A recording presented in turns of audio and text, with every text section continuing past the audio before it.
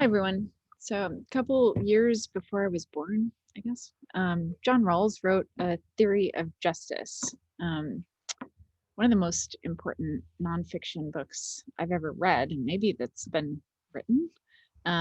Rawls's view is that just policies, like policies involving justice, should be designed behind an imaginary veil of ignorance.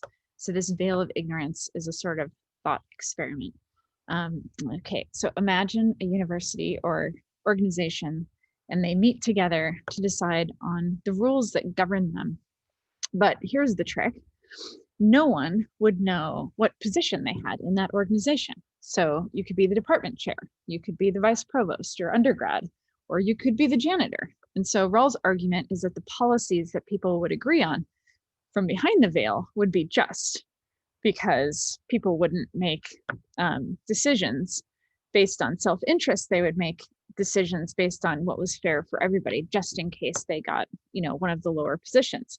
And so his big idea was that institutional injustice stems from the rules being written by powerful people who benefit from those rules. That pretty much seems right, doesn't it? So some of you might recognize me as kind of a poster child for sexual harassment in STEM. I hope that's not the case. I have a name, Jane Willenbring. I'm an associate professor of geological sciences at Stanford University. And if you've seen the documentary film Picture a Scientist, you might remember that the beginning starts out with me talking about how I discovered my why. So what do I mean by that? So for almost 2 decades, I'd been keeping my mouth shut about being sexually harassed and keeping my mouth shut about pretty much everything unjust in academia. Head down, pushing through, doing my work, keeping quiet, trying not to make waves, trying not to think about what I'd experienced. Then my 3-year-old daughter said that she wanted to be a scientist, and that sort of threw me for a loop. Actually, it totally wrecked me.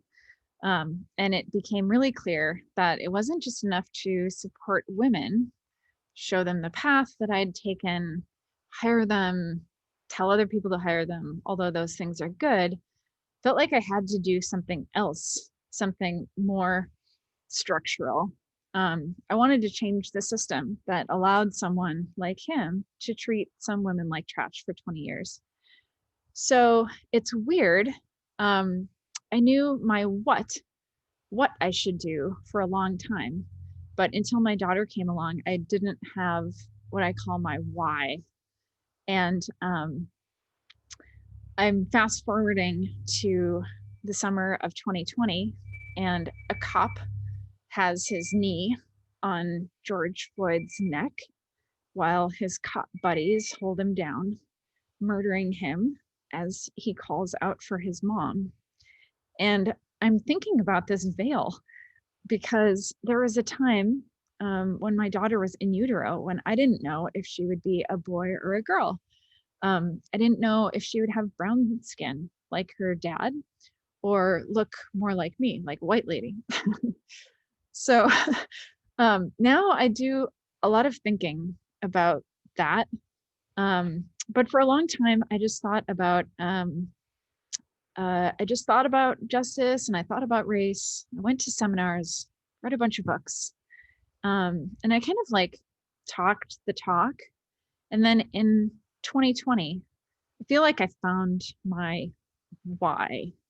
I feel like I found my purpose. And now it seems like just when I decided that I found my why with regard to helping women in STEM, now I feel like I found my why, and it's not so important exactly what I do, because I know that everything that is a what that I do will be for the benefit of improving justice in STEM. And so while this is a big task, I take heart, and we should all take heart, that we're all here together to create a new organization or reorganization with that veil of ignorance in mind, and that we want to create our organizations with justice in mind. Thank you very much.